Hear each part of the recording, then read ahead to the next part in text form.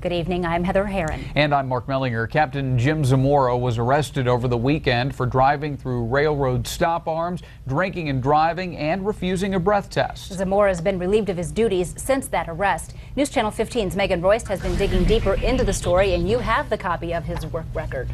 Heather, I do. Zamora has been on the force for over 30 years, been promoted several times. A former Fort Wayne police chief also weighs in on what this means for the department and the community. This isn't the first time Captain Jim Zamora has been suspended. His work and disciplinary records show in 2000 he was suspended for false reporting and obedience. Saturday, Zamora crashed into a stopped rail car downtown with his personal vehicle. What happened after that led to his second suspension. It was discovered that he did appear intoxicated.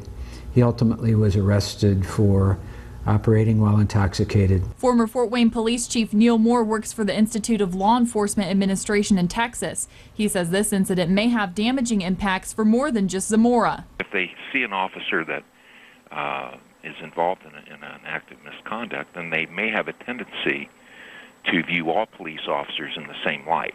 Moore says it takes a lot of work for an officer to obtain the level of captain, usually anywhere from 10 to 15 years at minimum. It took Zamora 28. You have to understand a big portion of the laws, all of the policies. You have to have an understanding of managing human behavior in a police organizational structure. Police Chief York says Zamora had a private meeting with administrators to talk about his future with the department.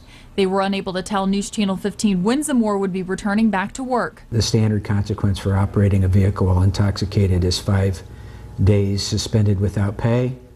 But obviously, if somebody has a responsible position as an administrator with our agency, we obviously look at that as well. Since it was a private meeting today, Chief York couldn't release details. We should learn more about what will happen to Zamora at the next public board meeting. Megan Royst, News Channel 15.